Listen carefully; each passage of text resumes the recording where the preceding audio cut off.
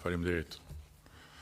Kryetar, sot ne jemi këtu që të shpallim publikisht qëndrimin ton në lidhje me kërkesën e prokurorit special për të autorizuar kufizimin e lirisë së Belinda Ballukut. Ndaj saj është ngritur një akuzë që në vitin e shkuar, jo për vjedhje, jo për korrupsion dhe gjësendi tjetër të lidhur me ndonjë sken krimi apo flagrancë në kryerjen e një vepre të rëndë penale, po vetëm për dyshimin e arsyeshëm se në cilësinë e ish-ministres infrastrukturës dhe energjisë ka kryer veprën penale pa barazi në tendera publik. 6 vite më parë, bazuar në disa mesazhe të gjetura vite më vonë në celularin e një ish drejtori. Dhe mbi këtë fakt, ende krejt të pahetuar aso kohë, por si rëndom të servirur më parë përmes korrierësh që hynë e dalin tek kuzhina e stacionit trenit, si gjell qensh në 700 tenxheret e gjyqit politik dhe mediatik, u vendos fillimisht me një turavrap të pakuptueshëm nga prokurori dhe gjykatësi i seancës paraprake, pezullimi i antares së kabinetit qeveritar. Një masë absurde që siç e kemi shpjeguar më parë, pezulloi faktikisht funksionin, jo thjesht personin. Prandaj edhe nuk ka ndodhur kurrë dhe askund tjetër në botë një budallëk i kësaj natyre. Pastaj, pa pritur fare përfundimin e procesit, të hapur prej nesh në gjykatën kushtetuese, për ndërhyrje të patolerueshme në kompetencat e pushtetit ekzekutiv, sapo gjykata e pezulloi masën e pezullimit dhe deklaroi se do t'i hynte çështjes në themel, erdhi turavrapi i dytë. Kërkesa që diskutojmë sot.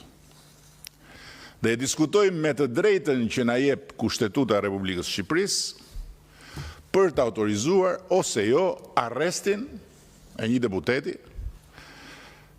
gjë për cilën do flas konkretisht ca më poshtë. Thjesht njoftimi i akuzës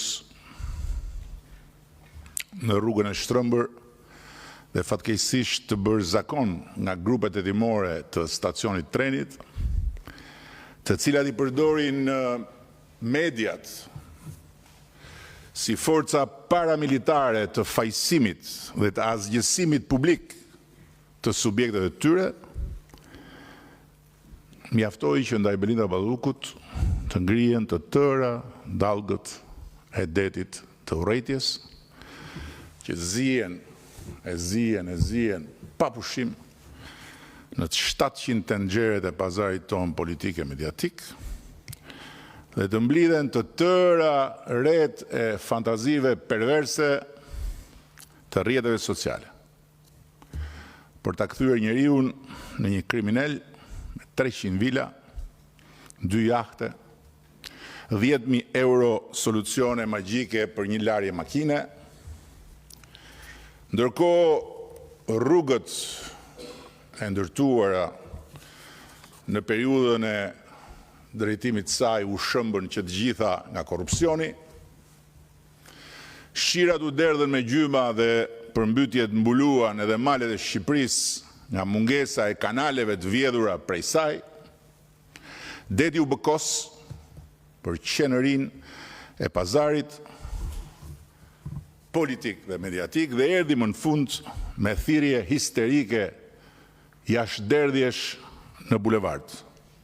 E shumë pritura orë e hakmarrjes madhe ndaj njeriut që e çoi Partinë Demokratike për Jufka në Dibër dhe asfaltoi krejt në Fier, me gjithë gazin e Zegjines. Hapklap burri i parë në historinë e Europës që Komiteti i Helsinkit e mori në mbrojtje nga një vajzë. Mëshirë, Zegjine, mbyll klap.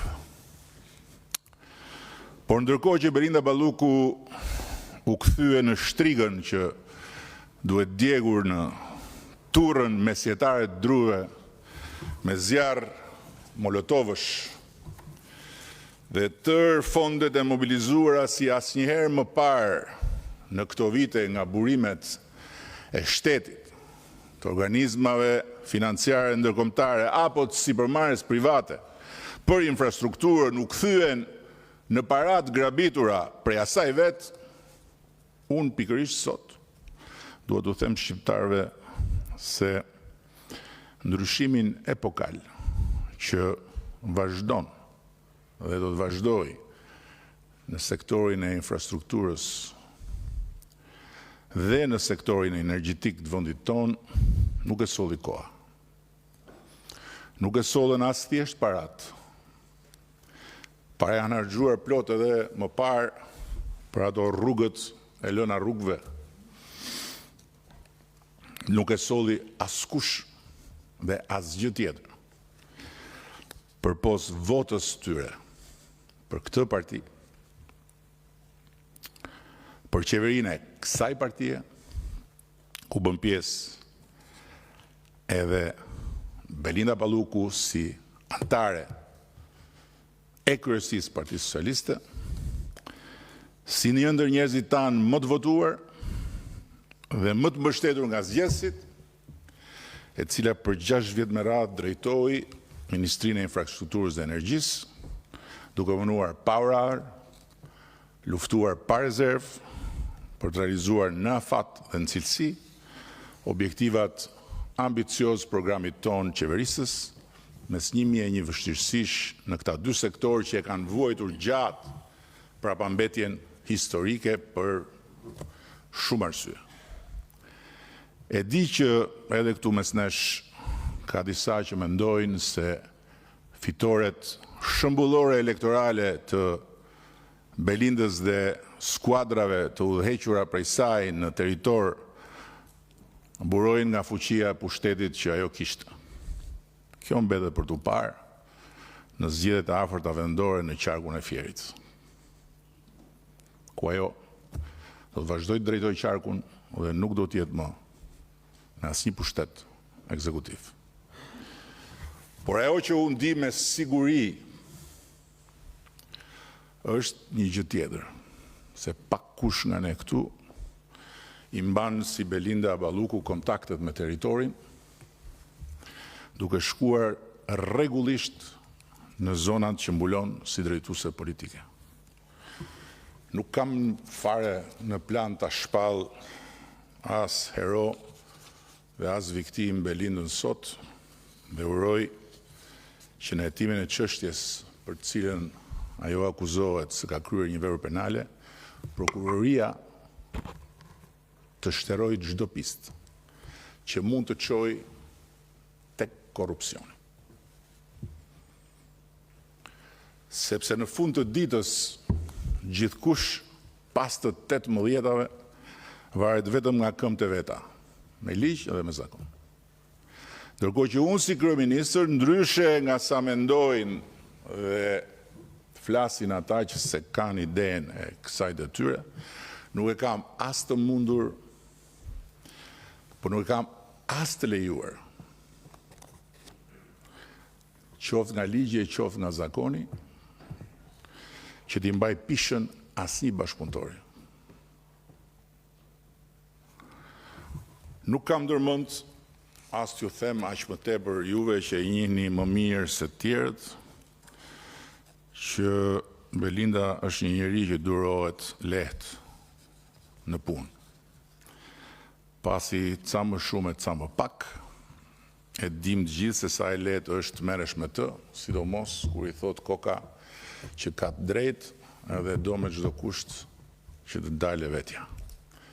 Nuk kam jo e jo ndërmend ta shpallë të pafajshme, për çka akuzohet, apo të shkel për të vijën e kuqe, të cilën e kam vizatuar përpara deputetëve në këtë sallë të nesërmen e miratimit të reformës në drejtësi, dhe që vlen për të gjithë njësoj,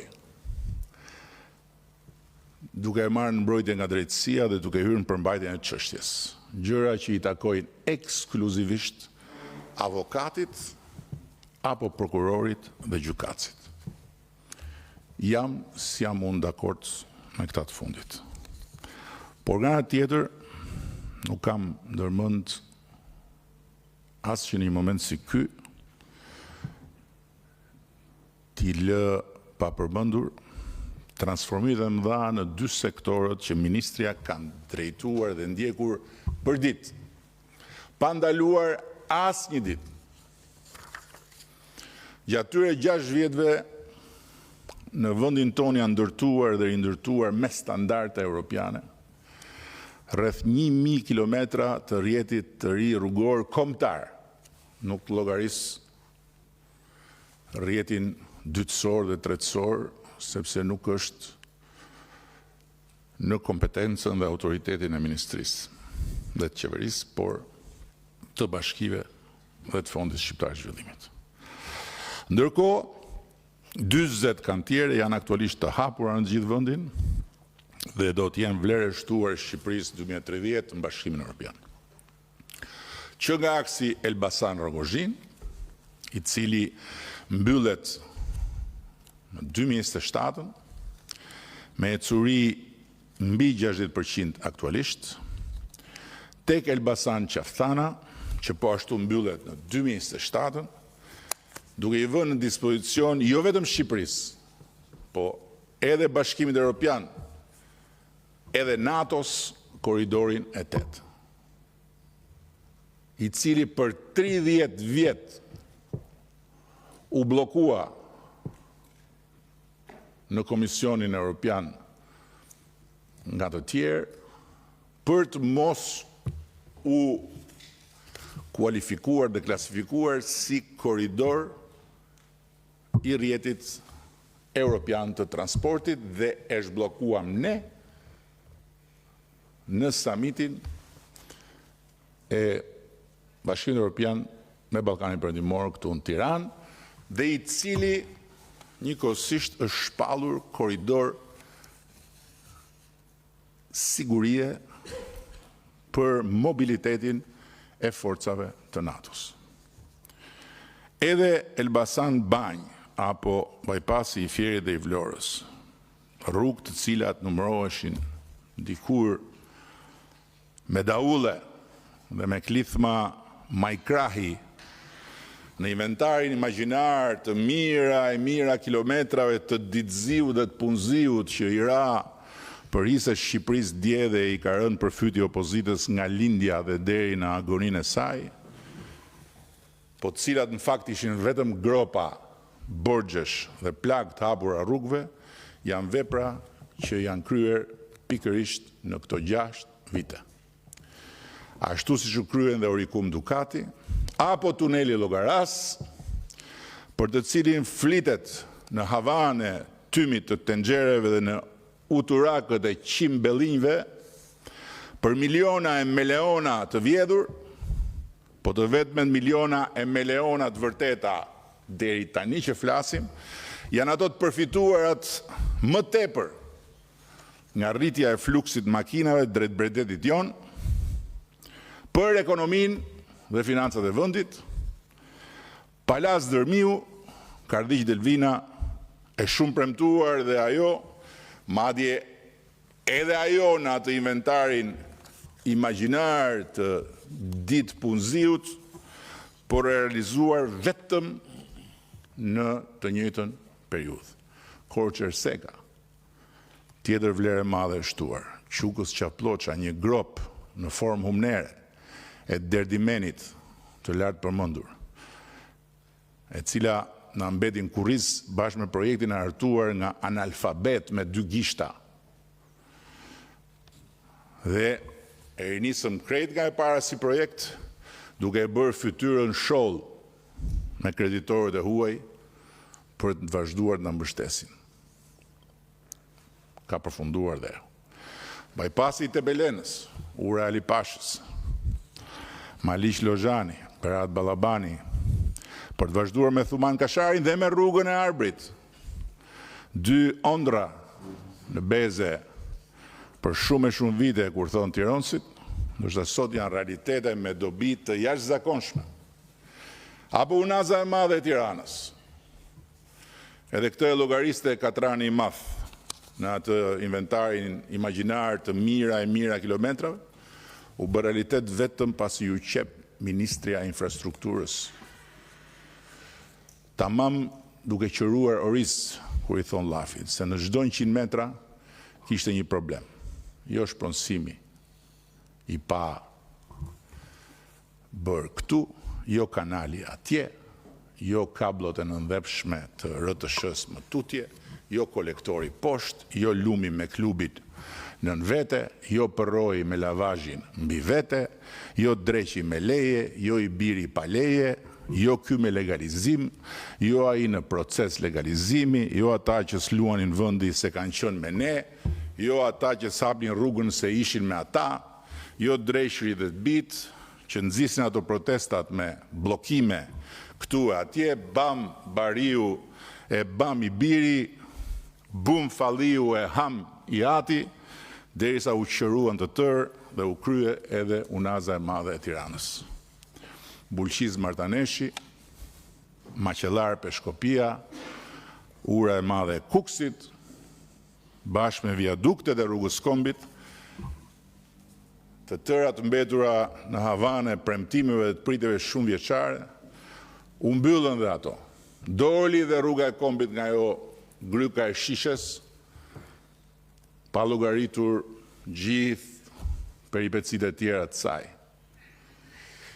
Janë aktualisht në ndërtim rruga e Ksamilit, zgjerimi i autostradës Tiranë-Durrës, segmenti i parë i bypassit Tiranës Vaçar Kashari, rruga Ndroq-Plepa, bypassi Sarandës, rruga e Komanit, ndërkohë që segmentet e korridorit blu nga Baldrem Miloti, Milot Thumana, Kashar Lekaj, Lekaj Fieri, janë të tëra në përgatitje kantieresh, pas procesesh të ndërlikuara teknike dhe lidhjet kontratave koncesionare. Nuk i rëndita kot tëra këto, sepse janë vepra dhe një Shqipëri tjetër, ndër plot tjera që kemi ndërtuar dhe po ndërtojmë, një Shqipëri që s'ka asnjë lidhje me Shqipërinë e 700 tenxhereve që bullojnë për ditë dhe për natë, skandal këtu, skandal atje, shpërtheu andej plasi këtej, ikën të tërë jashtë nga Shqipëria, ikën të tërë brenda nga qeveria, bam, bum e bam, bum. I rendita sepse dua t'i ftoj të gjithë, ju që jeni këtu dhe ata që na kanë besuar drejtimin e Shqipërisë. Po edhe këdo tjetër që nuk ka frikë ta provojë ta marrë me mend, që t'ja heqin për një çast vendit të gjitha këto artere të reja dhe ta marrin edhe një herë me mend rrugën e vjetër për Dibër. Ato që nuk mbaronte kurrë. E kur ti thoshe Peshkopi, në fakt s'ishe akoma Mburrel. Të shkoj një herë për Vlorë dhe të harrojnë bypassin, t'i bie nga radhima dhe të fillojnë të kaptojnë llogaran, t'i ikin një herë për Sarandë nga Gjirokastra përmes asaj rrugës me rrotullime, ku rrotullohesh dhe pastaj e gjete veten 2 metra mbi pikën ku ishe përpara se të fillojë rrotullimin dhe pastaj futeshe prapë në rrotullimin tjetër. Të provojnë edhe një herë sekën nga ajo rruga e mëparshme, që dikur e detyroi një shokun ton që bënte fushata ndej, t'ju thoshte kolonialëve çudi si e votoni ju Partinë Socialiste. Kujtohet ai shoku? Se u merua duke bërë atë rrugë. Dhe po ndalen me kaq se kanë frikë se mos i zë rruga ata që po na dëgjojnë. Duke udhëtuar nëpër Shqipërinë asaj infrastrukturës së ububushme. Po besoj se çdo mendje e lirë nga urrëtia politike i mjafton kaq. Një udhëtim i shpejt, mbrapsht, në kohë për ta pranuar pa asnjë gajle vlerën e punës kolosale që është bërë. Flasim pak për hekurudhat se kollajt thuash ku i keni hekurudhat, pse si bëni hekurudhat, s'keni një hekurudh, s'keni, se nuk keni turp, nuk keni, por të rilindësh infrastrukturën hekurudhore nga hiçi, ku e katandisi liri demokracia e fillim viteve 90, duhet jo thjesht një përpjekje dhe një durim shumë i madh, po dhe një reputacion i vendit, një situatë ekonomike dhe një aftësi financimi që deri dje Shqipëria nuk e kishte asgjë kundi. Tani më ne nuk kemi thjesht një synim, po kemi një plan konkret për të ndërtuar rreth 530 kilometra hekurudh sipas standardeve të Bashkimit Evropian. Të elektrifikuar dhe të integruar në rrjetet europiane, projekte konkrete, procese pune konkrete.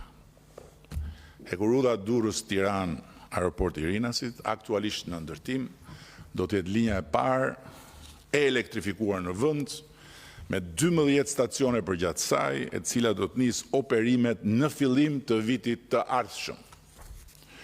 Hekurudha Vor-Hanihotit, lidhja me Malnezi, është aktualisht në proces prokurimi. Ndërtimi pritet të nisë në fund këtij viti dhe të përfundojë në 2030. Pjesë e korridorit 8 janë rehabilitimi i linjës Durrës-Rogozhin, që nis ndërtimin po në fund të këtij viti dhe përfundon në fund të vitit 2028, si dhe projekti Rogozhin-Pogradec dhe kufi me Maqedoninë e Veriut, aktualisht në fazën e projektimit. Ka përfunduar në bashkëpunim me qeverinë e Kosovës studimi i fizibilitetit dhe projekti paraprak për hekurudhën e kombit Durrës-Prishtinë, me gjatësi 105 km, 14 tunele dhe 43 ura. Në takimin e fundit me kryeministrin Kurti, kemi folur edhe për 2 pista financimit huaj, të cilat do t'i eksplorojmë bashkërisht.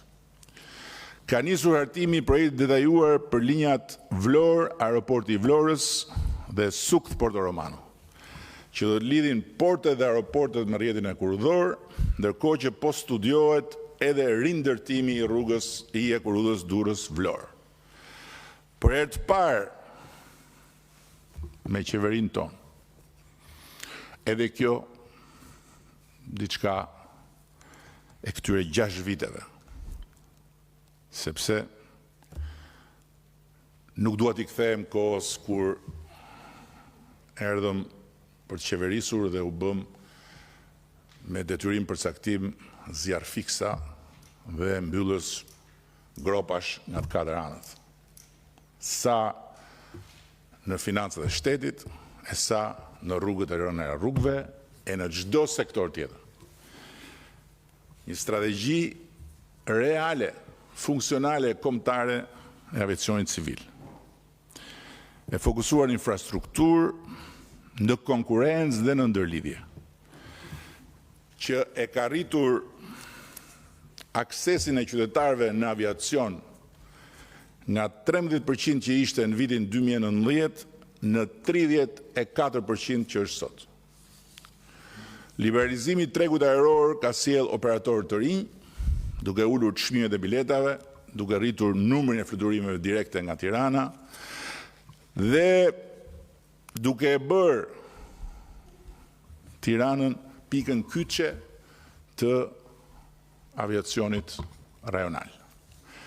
Besoj që askush nga ata që nuk e kanë mendjen të pakapur peng nga tenxheret politike dhe mediatike, nuk e ka harruar kohën se s'është dhe aq e largët, kemi qenë ne në qeveri me trashëgimin e rënd bisupe, kur të fluturohej nga Shqipëria apo për Shqipëri, biletat ishin më të shtrenjtat në Europë. Në Europë. Sot kemi aeroportin më të madh në kapacitet pasagjerësh në Ballkanin Perëndimor dhe prej vitesh e kemi lënë pas aeroportin rajonal të Beogradit, i cili ka qenë aeroport kur Rinasi ishte një pistë me një terminal që ishte më i vogël se kjo salla këtu. Se kam qenë dhe unë në terminal, kur kemi shkuar me ekipin kombëtar për të luajtur jashtë. Disa tavolina, ca karrige, ca mbulesa me kuadrata të kuqe, mbi mbulesën me kuadrata edhe një mbulesë tjetër e bardhë në formë rombi, edhe mbi atë ca gota qelçi, që duhet të hapësh gojë kaq për të futur gotën që të derdhësh ujin në gojë. Po, juve breziri nuk i keni para ato gota. Prandaj edhe sot kujtoni se jeta është më e lehtë. Aeroporti i Tiranës sot ka 80 destinacione dhe 27 linja ajrore, duke arritur të përpunojë në vitin që sapo mbyll 11.6 milion pasagjerë.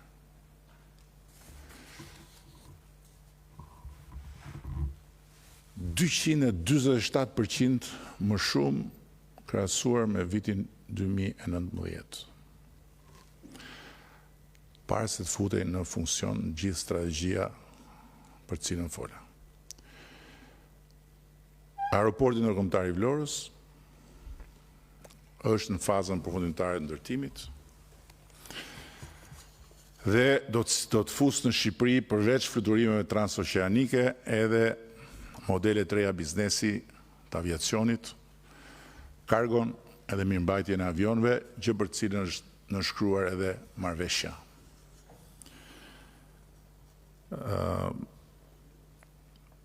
Nuk besoj se duhet ja kujtoj njeriu këtë, se sa herë është premtuar, ëndërruar, imagjinuar aeroporti i Vlorës,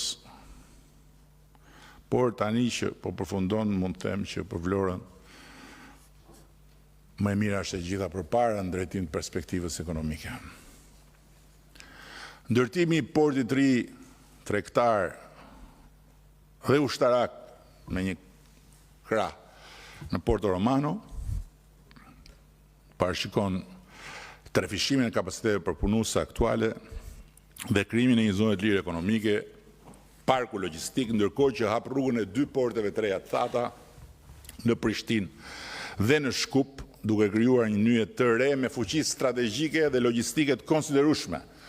Jo thjesht për rajonin, po dhe si një vlerë e shtuar për Bashkimin Evropian dhe NATO. Dhe duhet të them këtu 2 fjalë për Porto Romanon, është një nga proceset më të ndërlikuar, ndoshta më ndërlikuar që ne kemi bërë. Është një plan strategjik që ka krijuar edhe xhelozi. Xhelozit janë të zakonshme mes vendesh që janë në stade të caktuara zhvillimi. Një proces shumë i sofistikuar me projektin e studios më të madhe në botë dhe me reputacionin më absolut në botë për ndërtimin e infrastrukturës dhe sidomos të asaj portuale e Royal Asconic nga Hollanda. Një garë e jashtëzakonshme me pjesëmarrje nga të gjitha anët, por e monitoruar nga anët e zhëja nga konsulenti Royal Asconic përsëri dhe armiqësi ndaj projektit. Nuk do flas më shumë, por një gjë dua ta them këtu. Ata që e luftojnë projektin, ata që s'po lënë gur pa luajtur për ta bllokuar projektin, ne i dim kush janë. Dhe i kanë bërë llogarit gabim sepse projekti do bëhet.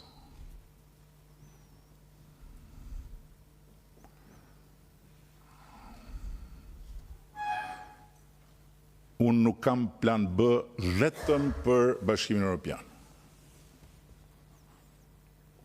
Për çdo gjë tjetër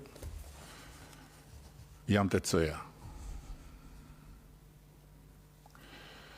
Investimet e tjera në proces përfshin dhe transformimin e triportit në Vlorë, një port mirëfill tregtar, i shumë munguar për Vlorën, dhe ndërtimin e 4 marinave turistike në Durrës, Vlorë, Sarandë dhe Shëngjin. Nuk do flas për marinën e Sarandës, se po më shikon Ulsiu, dhe s'dua të krijoj konfuzion këtu për raportet shumë të kthjellta që kemi me drejtësinë. Ndërkohë që marina e Durrësit dhe e Vlorës janë në proces ndërtimi, në Shëngjin kemi filluar një proces me kryetarin e bashkisë dhe me një super ofertë të një subjekti shumë të njohur në Europë. Për Sarandën, pyesni Ulsion më shumë. Për sa i përket energjisë, sot kemi përqindjen më të ulët të humbjes në rrjet, që hyn tani më në sferën e humbjes teknike, ndërkohë që e patëm nisur atëherë me 50% thuajse humbje në rrjet. Janë zhvilluar 5 ankande ndërkombëtare që kanë krijuar mundësinë për 640 MW kapacitete fotovoltaike dhe 222 MW kapacitete eolike, duke arritur disa nga çmimet më konkurruese në Europë për energjinë e rinovueshme. Karavastaja 140 MW është sot në operim. Spitalla 100 MW është në ndërtim. Parku eolik në Kavaj 75 MW, Akërnia 100 MW dhe rreth 300 MW të tjera janë në proces të marrjes së lejes së ndërtimit. Është diversifikuar dhe rritur prodhimi i energjisë, ku 600 MW kapacitete të reja janë shtuar dhe priten dhe rreth 1000 MW deri në përfundim të vitit 2027. Nga vdekja e Enver Hoxhës deri në largimin nga pushteti të sekretarit të partisë tij në 2013 Shqipërisë nuk i është rritur asnjë megavat kapacitet prodhimi. Asnjë megavat kapacitet prodhimi. Po ka ndodhur e para shkatrimi total i sistemit të shpërndarjes. E dyta, privatizimi kriminal i 4 hidrocentraleve të ndërtuara funksionale, Shkopeti, Ulza, Bistrica 1, Bistrica 2, si kthim të vëshëje. Do më në qoftë se duan korrupsion dhe duan të luftojnë korrupsionin, se krimin me sa duket nuk e kanë të lehtë ta luftojnë deri në fund, përderisa nuk kanë fuqi të ngrenë akuzë për 21 janarin, le të shkojnë dhe të marrin dosjen e këtyre 4 veprave të ndërtuara nga populli dhe që i takonin vetëm popullit. Dhe ju dhanë një kompanie që nuk i kthej të VSH-ja, i llogaritën të VSH-n, të VSH-n si ja u kthejmë, po merrni këto hidrocentralet. Dhe këta janë sot ata që vinë vërdall si qenë të pazarit, me flak në përduar dhe me lapën jashtë. Sot energjia e rinovueshme përbën 44% të miksit total të energjisë në vend. Politikat e vetë prodhimit kanë nxitur rreth 400 megawatt kapacitete fotovoltaike për bizneset dhe familjet në vetëm 3 vite.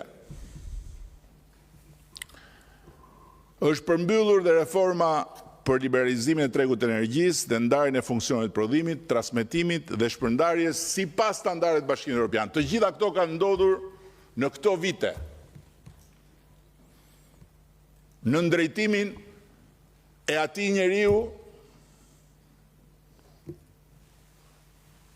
që ka mbuluar ato 2 sektor. Është deregulluar pjesërisht tregu i furnizimit me energji, ku klientët me tension të mesëm dhe të lartë operojnë në tregun e lirë. Shqipëria ka përballuar krizën globale të energjisë pa e rritur çmimin. Për konsumatorët familjarë, dhe këtë nuk e them unë më, e thot OECD-ja. Në vlerësimet OECD-s shënohet se Shqipëria është një vend në Europë që përballoi krizën pa rritur çmimin e energjisë. Për herë të parë dhe i vetmi vend në Europë, Shqipëria uli çmimin e energjisë për familjarët me 10%. Gjeni një vend tjetër ku është ulur çmimi i energjisë dhe ku mund të diskutohet ulja e çmimit të energjisë. Programet për eficiencën energjetike kanë mbështetur 4.000 familje deri tani dhe do vazhdojnë të mbështesin tjera.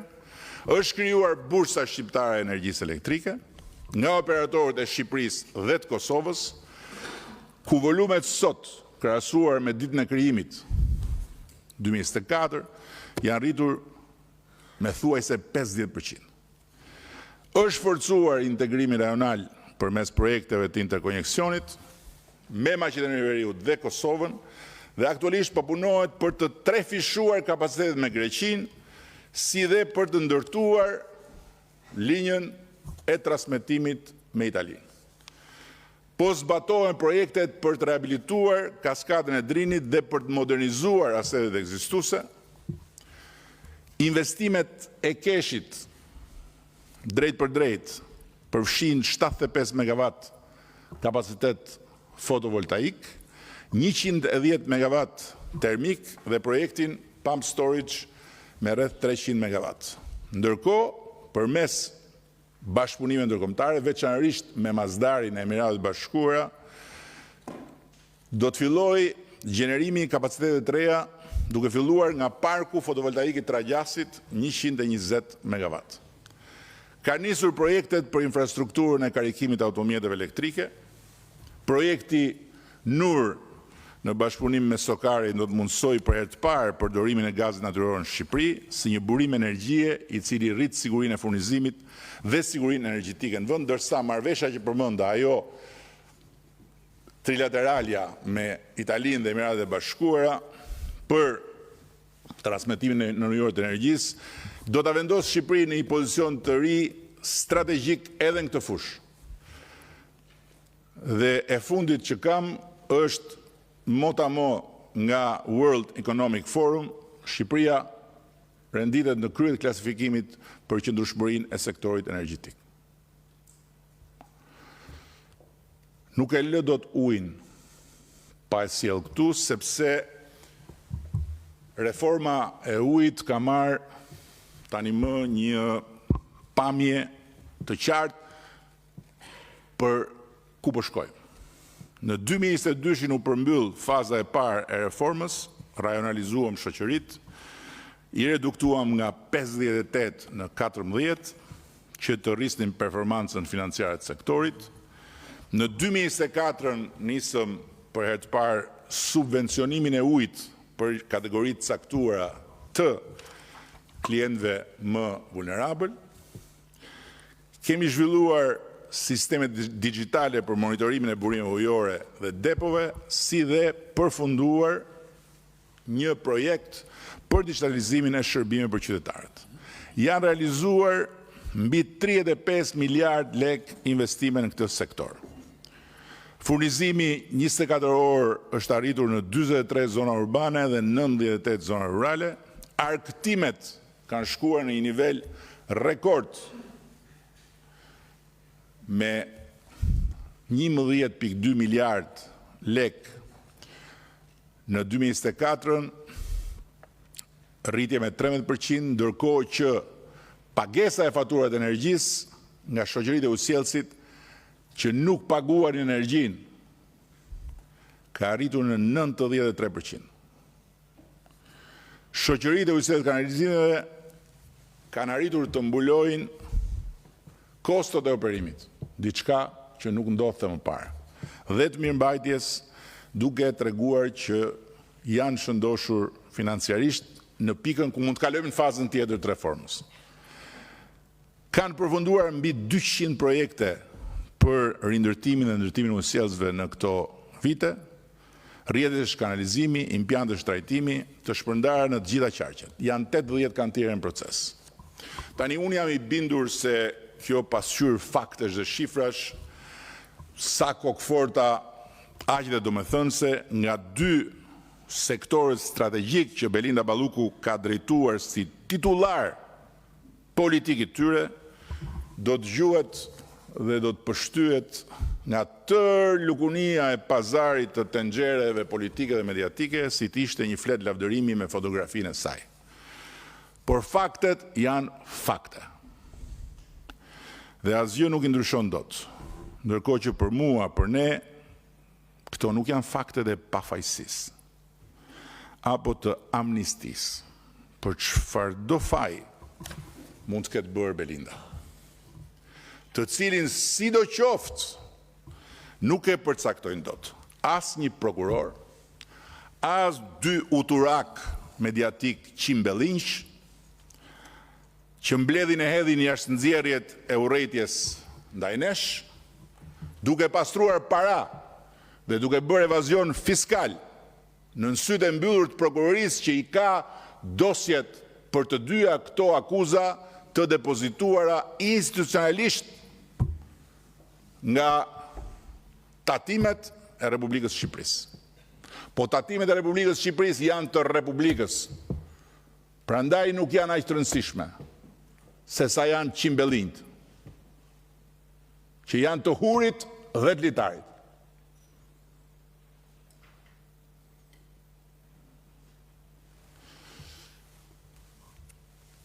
Dhe nuk e përcaktojnë as gjitha tenxheret bashkë. Atë fajsin ose pafajsin e përcakton vetëm procesi gjyqësor.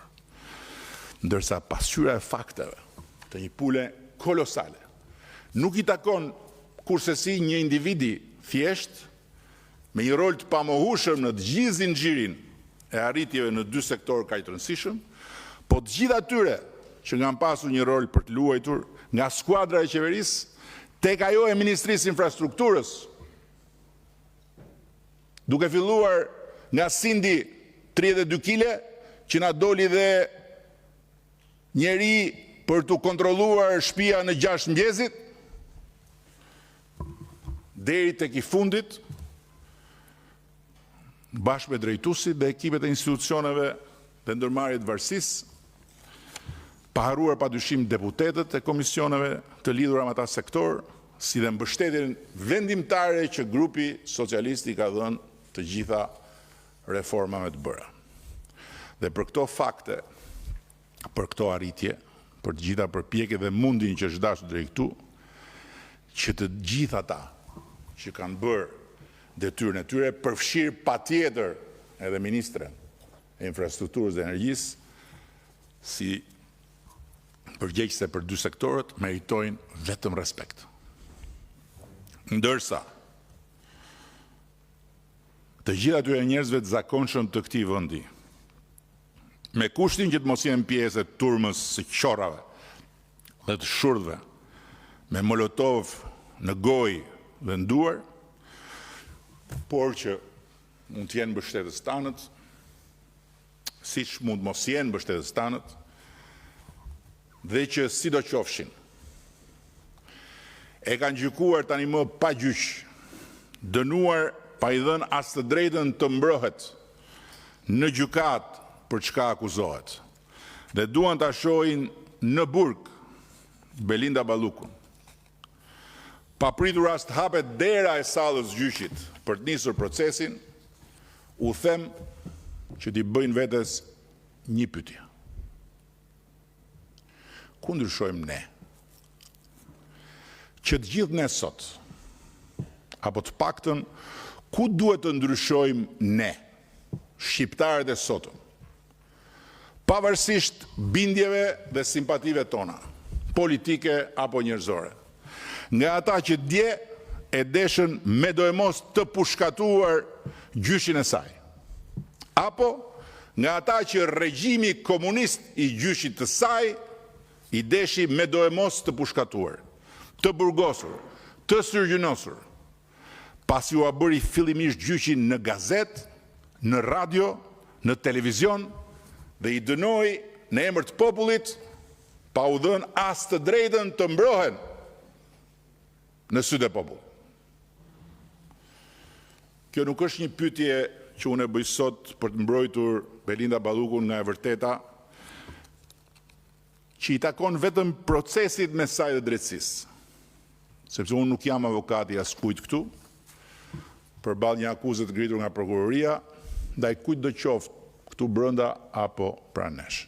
Kjo është një pyetje të cilën unë e bëj sot për të mbrojtur të vërtetën e madhe që i takon vetëm demokracisë, nga të gjithë abuzuesit e saj, sepse unë jam kryeministri i këtij vendi.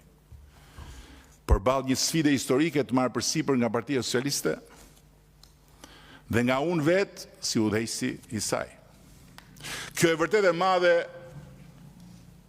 quhet prezumimi i pafajësisë, si parakusht absolut i çdo hetimi dhe procesi gjyqësor dhe si vijë e prerëndarse mes demokracisë dhe diktaturës, mes drejtësisë dhe arbitraritetit. Ndërsa sfida historike e kësaj partie është mbrojtja e pavarësisë drejtësisë në radhë parë nga tundimi ynë i natyrshëm për t'ju kundërvënë drejtësisë në çdo rast kur drejtësia tani më e pavarur fal vullnetit ton patriotik dhe europian shfaqet haptazi e anshme dhe jo profesionale, duke goditur arbitrarisht dhe duke përdorur tenxheret politike dhe mediatike për të fituar në mexhelisin e gjyqit popullor përpara se sa të fillojë gjyqi ligjor. Edhe rasti që po diskutojmë aktualisht është i tillë. Fatkeqësisht nuk është rasti i parë, po fatmirësisht nuk është as rasti më i vështirë, sepse ndryshe nga sa ka ndodhur për shembull me kryetarin e Bashkisë Tiranës, prezumimi i pafajësisë të cilit nuk ka ekzistuar as përpara se sa i të merrej për herë të parë në pyetje. Dhe gjyqi mediatik ndaj cilit ishte një tjetër masakër, gurësh dhe pështymash. Me libër shtëpie, e denjë përmes jetën, jo për një shoqëri europiane. Në këtë rast, thash fatmirësisht sepse vjen te ne. Na jep ne kushtetuta të drejtën të gjykojmë mbi dëshirën, nevojën, argumentet e prokurorit për të kërkuar një arrest pa gjyq. Se kjo është ajo që duhet ta kuptojnë të gjithë shqiptarët për të kuptuar pozicionin ton, pozicionin tim. Arrest pa gjyq. Asgjë më shumë, asgjë më pak. Dhe kështu na e jep kushtetuta mundësinë që as të mos e humbim nga syt, as të mos kemi fuqi ta ndihmojmë viktimën më të madhe e gjermësot të reformës drejtësi. E dini kush është viktima më e madhe e gjermësot të reformës drejtësi? Parimi i prezumimit pavajsisë.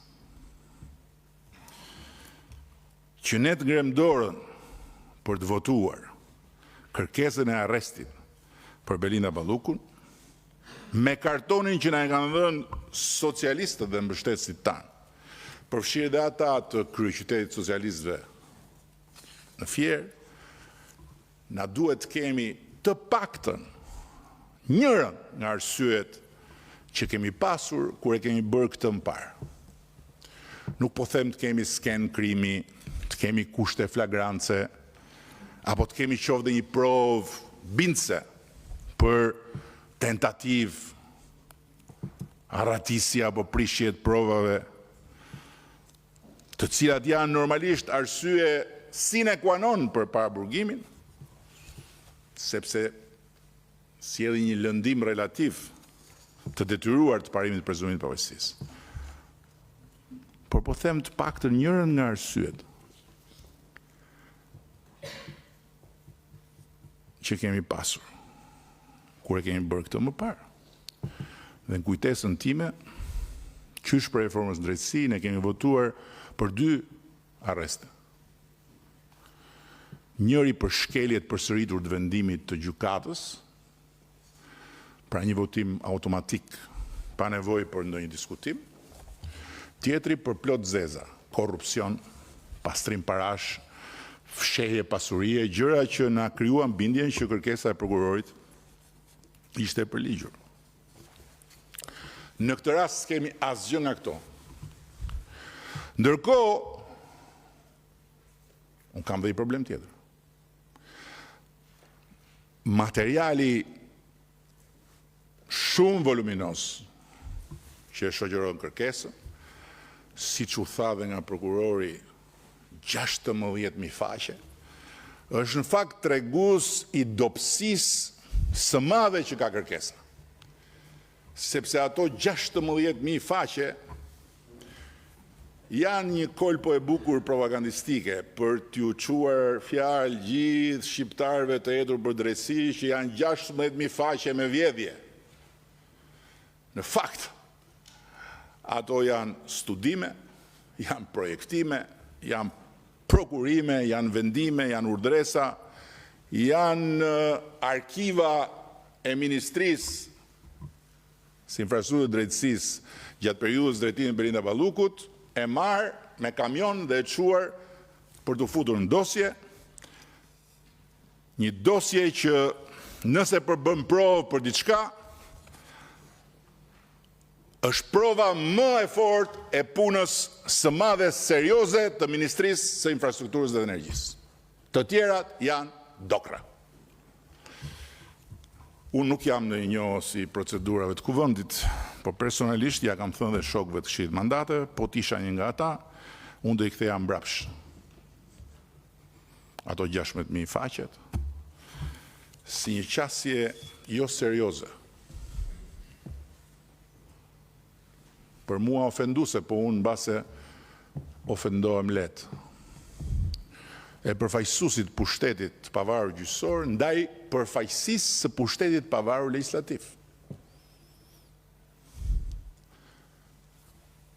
Dhe pikërisht si iluzion optik.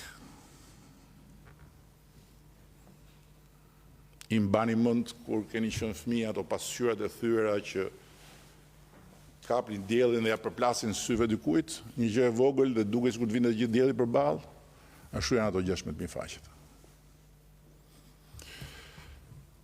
Ulsim Manja më ka shpjeguar një herë fenomenin e volumeve të mëdha të kërkesave të prokurorëve me fjalët e ndjespas Stavri Çeços, profesor i nderuar i Fakultetit të Drejtësisë, i cili thoshte: kur s'ka prova bindëse shkruhet gjatë se flet prokurori. Kur ka prova bindëse shkruhet shkurt se flasin provat. Por më e rënda sipas meje në urvajtjen e prokurorit pranë kuvendit është diçka tjetër. paraqitja e një incizimi të një bisede mes një të pandehure me një bashkëbiseduese. Ku e pandehura, shpjegoj, sipas prokurorit, na qenë kesh kërcënuar. Dhe ku sipas shokëve të shihet mandateve në atë proces verbal, nuk përmend asgjë kundi në atë bisedë Belinda, ministrja, titularja, apo ndonjë gjë që duket si një kërcënim real. Tani, besojeni ose jo, unë vetë as nuk e kam dëgjuar, as nuk kam ndërmend ta dëgjoj këtë kërcënim të incizuar apo të lexoj proces verbalin. I kam të merr këto forma, po drejtësia ka detyrën e vet t'i përdori, që e pas ka shtyr prokurorin të marrë gjitha do të përpjet dhe të vitë kërkoj nga Parlamenti i Shqipërisë arrestimin e një deputete e cila, një kujtesë e vogël këtu, është prindi vetëm i një vajze minorene, nuk po marr fare as për bazë faktin që këtë kërcënimin prokurori e kishte, apo jo, e kishte, edhe përpara se sa ta pezullonte ministren. Ndërkohë që e nxori vetëm kur ra masa e pezullimit, duke e përdorur si rrethan rënduese për të kërkuar me çdo kusht arrestin në një turavrap i cili më shumë se sa një hap logjik i një procedure ku shfaqet një e dhënë re, ngjan me një reagim emocional.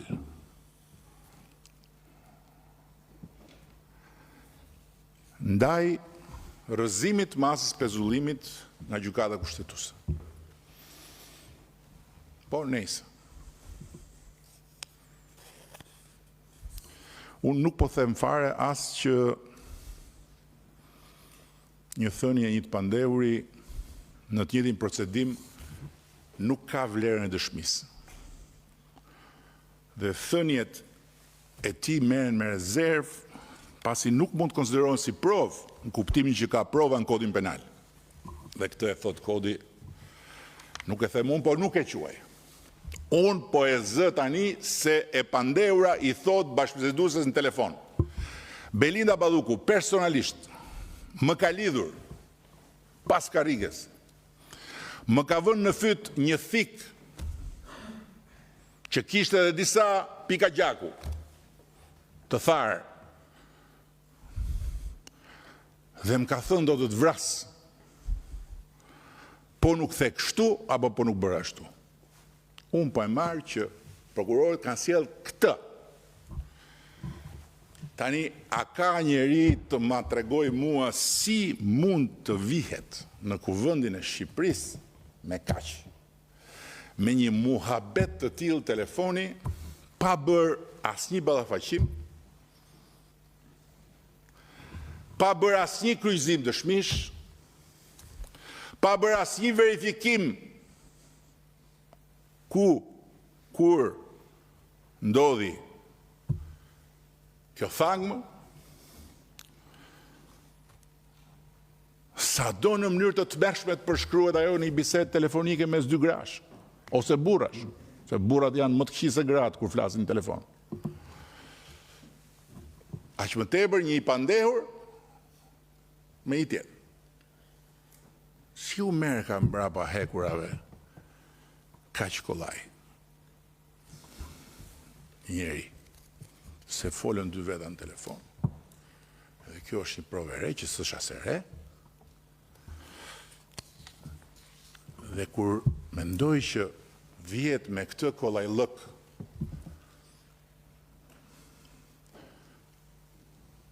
në kuvendin e Shqipërisë për të kërkuar kokën e një të zgjedhuri, mbasi është bërë gjithçka për t'ia futur 7 pash, jo në ndhe, po në lum. Po një njeri i thjesht, një njeri i pambrojtur, një njeri që i ngec çara ngosht me kushëri në një prokurori, për shembull.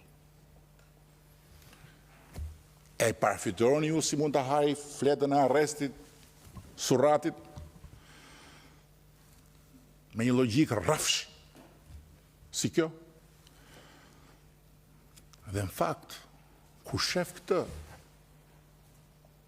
aty e kupton konkretisht se si e hanë shumë njerëz në Shqipëri dhe se si përfaqen e zezë të autorëve të kësisoj përplasje shturive të fletëve të arrestit, Shqipëria është bërë delja e zezë e Këshillit të Evropës. Më shumë të burgosur pa gjyq, të cilët hanë e pinë me paratë e taksapaguzëve, ndërkohë që mund t'jenë atje komplet të pafajshëm, jetojnë pra në kurrizë të tjerëve, ndërkohë që mund t'ishin jashtë dhe të bënin punë dhe të mbanin veten e familjen, se sa të burgosur me gjyq. 58% janë kështu. Hajde ta fusim një herë, se na ka dalë një incizim, se na ka ardhur një muhabet, se kemi parë ca mesazhe. Ku jemi këtu na? Po çfarë është një njeri zgjedhur nga populli, apo një drejtues publik? Kokë për t'u marrë si trofe në pjatën e pazarit dhe për t'u shetitur pazar në emër të drejtësisë dhe të luftës kundër korrupsionit, pasi është sakatuar dhe zhgarravitur parafrakisht. Grupi strukturuar kriminal, i tha gjykatësia prokurorit për Ilir Beqen, arbitri. Pra, lojtari përballë pretendon që ishte gol. Arbitri thot, nuk ishte një gol, ishin 2 gola. Dhe vari, gjykata e apelit, thot ishin 3 gola. Qa drejtësi është kjo? Qa gjykatës është janë këta? Ra, grupi strukturuar, nuk është ekzistent. Atere, po Ilir Beqe?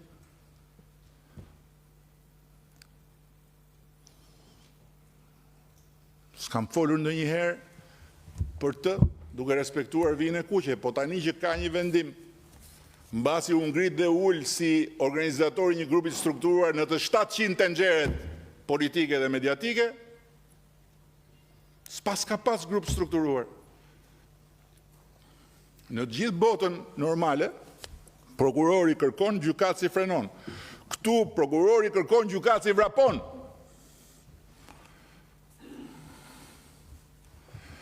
Po në emrin ton, jo. Me votën ton, jo. Herë tjetër, kur të vinë në kuvend për të kërkuar jo imunitetin, se dhe ky është një keqkuptim i madh. Nuk ka imunitet në Shqipëri ndaj hetimit. Nuk ka imunitet në Shqipëri ndaj përgjimit. Nuk ka imunitet në Shqipëri ndaj procesit penal për askënd nga ne që jemi këtu. Nuk ekziston imuniteti në Shqipëri siç e kanë në Gjermani, siç e kanë në Itali, siç e kanë në Francë, siç e kanë në thuajse të gjitha vendet e Bashkimit Evropian. Që nuk mundet dot të guxosh ta zësh me gojë emrin e një deputeti, jo më të fillosh hetim, pa shkuar një në parlament, e të thuash, a më lejoni mua të merrem me këtë? Në Shqipërinë nuk e kemi. E kemi hequr me konsensus, mos gabohen, në 2012. Ne kemi vetëm kufizimin ose jo të lirisë. Pra, një person hetohet në gjendje të lirë, apo një person çohet në burg me votën tonë. dhe ne të ngrem dorën për të quar në burg një deputet me këto argumenta? Për që jemi? Bashkautor në krijimin e popullit të paraburgosurve në Shqipëri. Dhe kur të vinë për të kërkuar heqjen e lirisë, herë tjetër prokurorët duhet vinë të armatosur me prova dhe të përgatitur si erdhën në dy rastet e mëparshme. Për një rast kishte një provë që kishte çfarë thoshe fare, sepse deputeti nuk zbatonte vendimin e gjykatës në mënyrë përsëritur, për një rast tjetër kishin një mal me argumenta. Po t'i vish kuvendit me një proces verbalin e një incizimi qesharak, një grua me 2 gra, për dëgjdimuar kërkesë ekstreme, arrest, pa gjyq. Duke na vënë në pozitë absurde ne, shumicën socialiste, që i kemi dhënë shpirtin betejës për reformën e drejtësisë, po i kemi vënë dispozicion dhe lëkurën drejtësisë pavarur.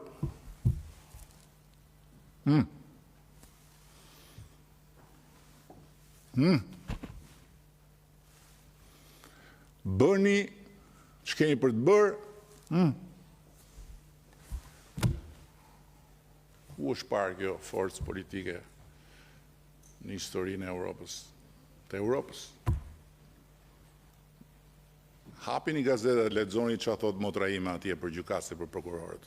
Është vend i BE-s.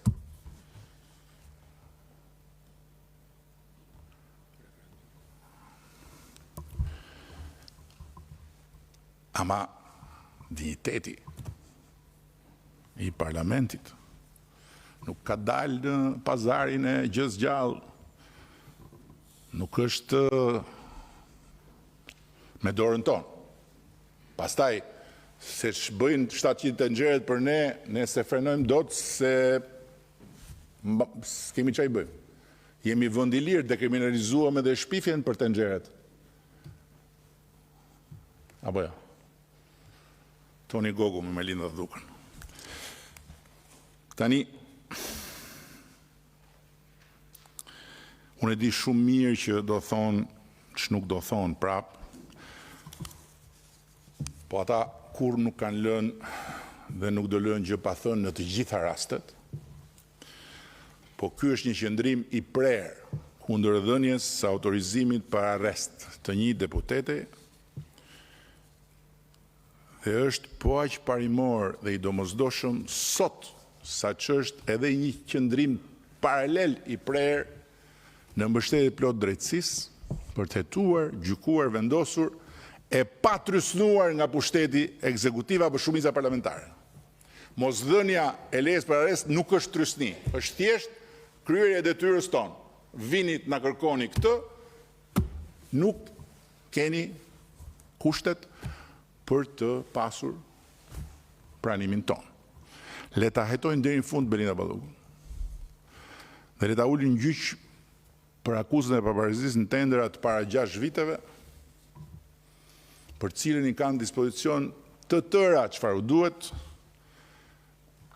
por të mos fyen inteligjencën tonë duke na thënë që ajo rrezikon t'ju prish provat. Provat s'u rrezikonte as kur ishte ministre, se provat janë të para 6 viteve. Sot që është thjesht deputete as që bëhet fjalë. Sepse po të shikosh gjithë kërkesën, ajo është kryet put kërkesë që lidhet me rolin e ministres, në mos gabohen. Pastaj gjykatat vendos si ta shoh të arsyeshme, është absolutisht pushtet i pavarur. Ky është pozicioni ynë, pikë.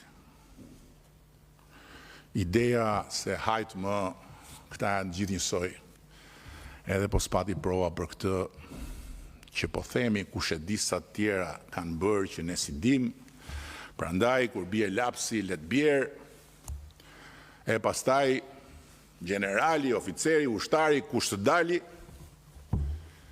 mjafton që t'jetë i frontit armik. Për ata që merren politik, fronti armik është partia tjetër. Për ata të tjerë që s'merren politik, fronti armik është e gjithë politika. Po kjo është një ide që e ushqen ose deformimi nga komunizmi në trurin e mëdvjetërve, ose jehona e mlefit përgjithshëm në boshllëkun që ka truri i mëtrinjve. Është një zonë atje që jehon, kthehet zëri mbrapsht, domethënë. Po mua s'më intereson fare. Ç'a thon apo do thon ata që s'duan, apo që më duan të vdekur mua bashkë me ju dhe Partinë Socialiste. U bë kohë që më ngjallin vetëm keqardhje për njerëzit që dëgjojnë, akoma, po më shumë akoma më ngjallin keqardhje për tokën që detyrohet t'i mbaj mbi shtëpinë. Kur shoh bulevardin Çamban, e shoh me keqardhje tokën ku janë shtruar do pllaka. Po, c'est la vie. Jo kam thënë dhe herë tjetër, unë nuk kam më asgjë për t'i provuar vetes time.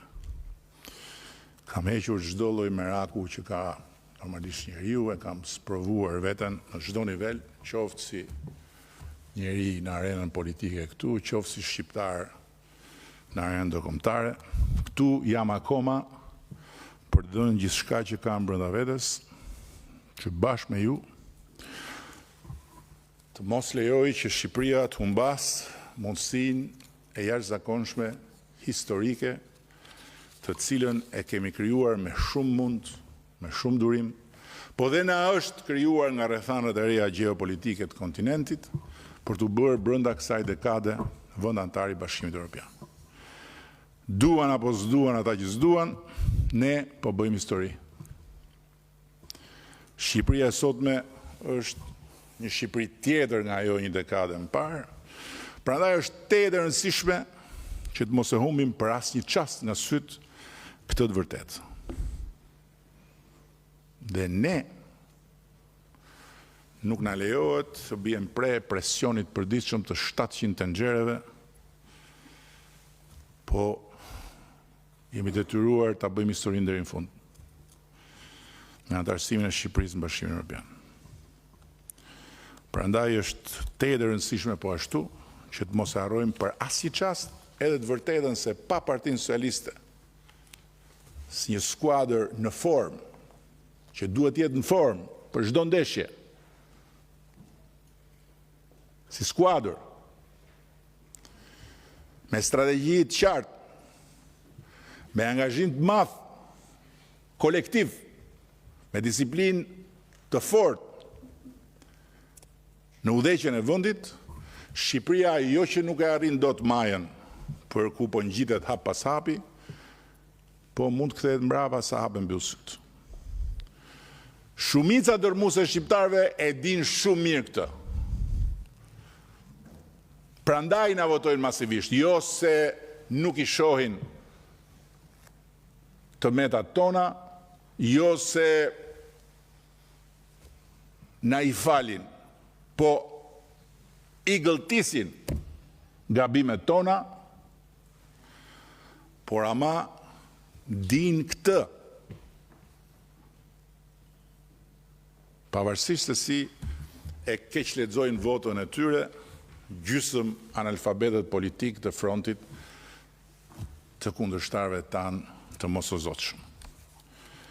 Shumica dërmuese shqiptarëve din shumë mirë edhe një gjë tjetër, se ne dhe vetëm ne jemi garantët e pavarësisë së drejtësisë. Dhe edhe sot, konkretisht, me mënyrën si po i qasemi kërkesës për të autorizuar arrestin e një deputete, ne po e provojmë katërcipërisht edhe këtë. Po, katërcipërisht. Sepse unë fola gjatë deri këtu, por as ju dhe as kush që ka arritur të dëgjoj ato që kam thënë deri tani, jo ato që ka dashur vetë të dëgjoj, nuk keni dëgjuar asnjë llaf që të lëndoj autoritetin e prokurorit, që të hedh poshtë motivin e hetimit, që të bëj avokatinë e Belinda Ballukut lidhur me çështjen, e lëre pastaj që të angazhoj këtë fuqi të madhe që merr përpara të madhe të vogël, mjafton ta vendos për t'i vendosur përballë prokurorëve një mur me presion. Zero. Sepse unë e respektoj plotësisht pavarësinë e prokurorit. Të drejtën e prokurorisë që tetoj edhe një bashkëpunëtor të ngushtë, si dhe respektoj detyrën time që në asnjë mënyrë të mos bëhem avokati i saj. Kështu që unë e falenderoj sot Belindën për punën e madhe që bëri në detyrat që i besova për 6 vjet me radhë, dhe i uroj fatin që meriton, cili do qoftë fati që meriton, në betejën ligjore, për cilën do të ketë në krah vetëm avokatët e saj. Dhe i kërkoj ndjes për refuzimet e përsëritura të 3 dorëheqjeve të veta, të cilat pavarësisht interesit saj, apo edhe pikpamjes disa shokëve këtu për të lehtësuar presionin mbi të apo mbi ne, i kam refuzuar pikërisht dhe vetëm sepse drejtësia, pushteti i pavarur gjyqësor u kuturis, pa ose me dashje, këtë do ta mësojmë dhe të jeni të sigurt që po e mësova do t'ja u tregoj, në territorin e pavarësisë së pushtetit pavarur ekzekutiv dhe legjislativ. Pushteti këtu buron nga vota e popullit. Dhe kjo për mua ishte dhe do jetë e patolerueshme sa t'jem unë këtu në këtë detyrë. Të dashur deputete, besoj isha po aq i qartë sa që është i qartë dhe raporti i Këshillit të Mandateve, shkruar nga pala jon, po besoj që dhe në raportin tjetër, të palës tjetër, i keni të gjitha argumentat pse kërkesa rrëzohet. Faleminderit. Faleminderit, kryetar.